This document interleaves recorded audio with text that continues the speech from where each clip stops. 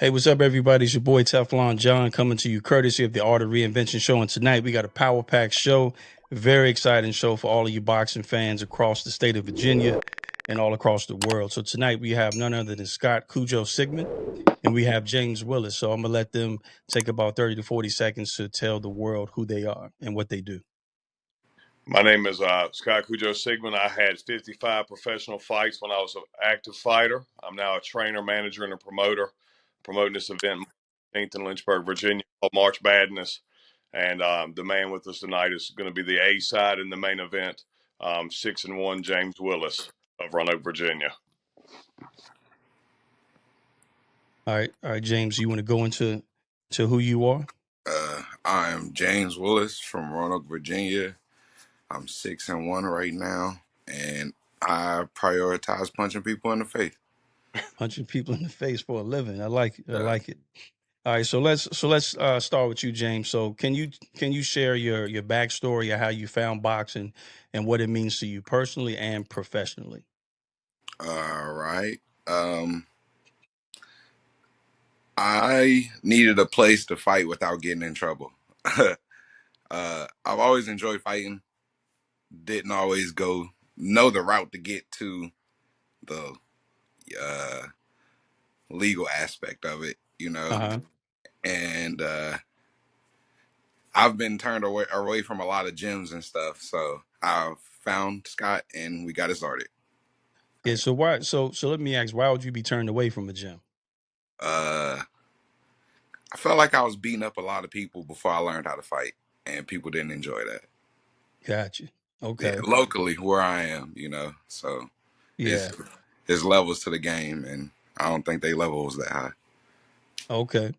All right. So normally when you hear Scott Cujo Sigmund's name, we're always talking about the boxer, but tonight we're talking about Scott Cujo Sigmund, the promoter from Toe to Toe Promotion. Scott, so what inspired you to transition from boxing, from being a boxer to a promoter and trainer, and how has that journey been?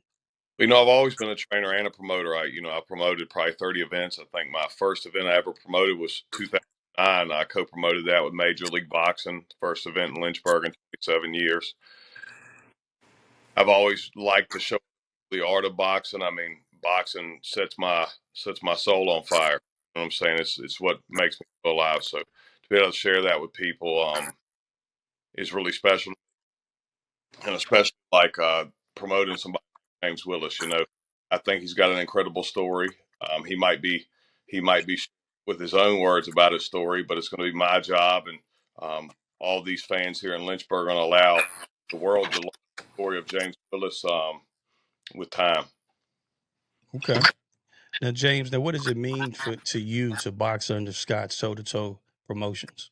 This is huge. I'm changing the life that I live, and you can look in Roanoke and you can see it's not that fun right now, and I'm kind of done with that. So I'm definitely changing a lot of people's lives, or at least attempting to, and that's the main focus. Myself, Okay. my family, others. Okay. Now how has boxing under Toe to Toe Promotions changed your career? It started it. Without it wouldn't be no career. I wasn't uh, focusing on the right things. So this is the whole of it. So I got to give back to who gave to me. Gotcha. And so, Scott, so when we're talking about James' next fight, it's going to be at an event called March Badness. So I love the play on words, right? So how did that idea come about, and what are your goals for that event? I've always kind of played with that name in my mind. I've run a lot of events in March through the years. Typically, I'm a little narcissistic, so often I was my main event fighter. So I always named the show after me or something around my nickname.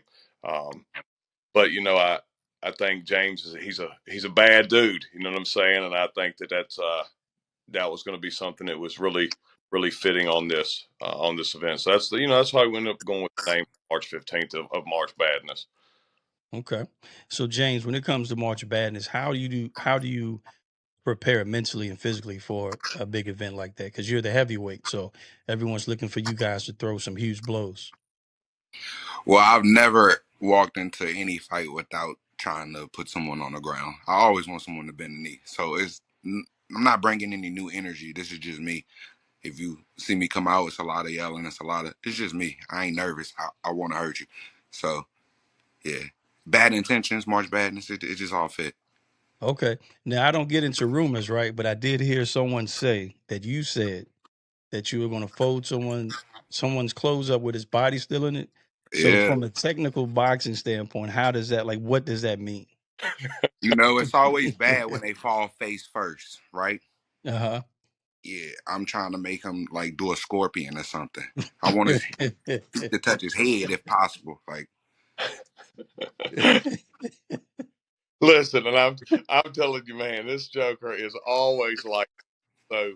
Um, I think James is talking about the energy, but I do think that with this fight and with this opportunity, I mean, Malik, I believe he is the 30th rated heavyweight in the world.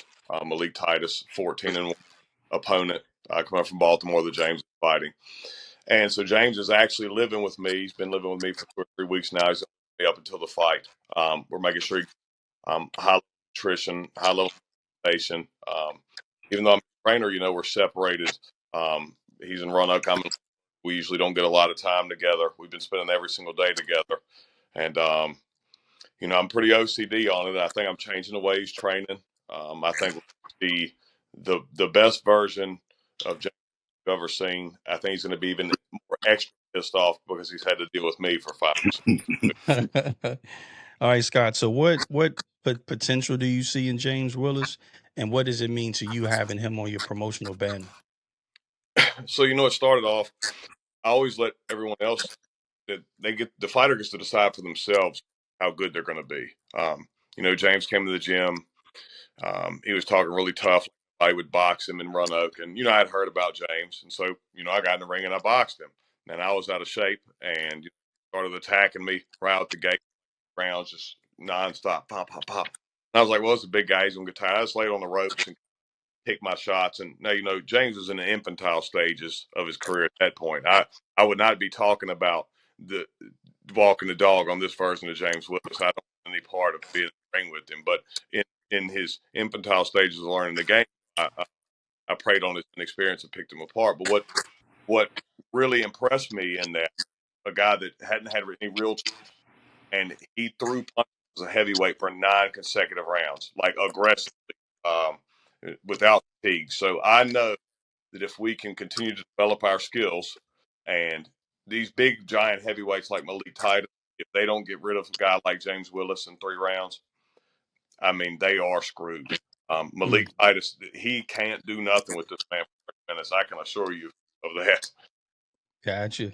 So James, so what is the most exciting part to you about March Badness, and what can fans expect to see from you? the most exciting resolution to this event is me standing over Malik. That's the only resolution. But yeah, that's where I'm gonna feel the best after I make him bend the knee. It wasn't a joke. I'm so serious. Folding his clothes up with him still in it. Not a joke. It's so serious. I mean, I'm trying. I want this. This should go out for everyone who ever get matched against me. No, I'm gonna chase you down, and I'm gonna try to fold your clothes, brother. You better make sure you get a perm press or something before you come out. Want to get some starch in them pants, because I'm gonna fold them.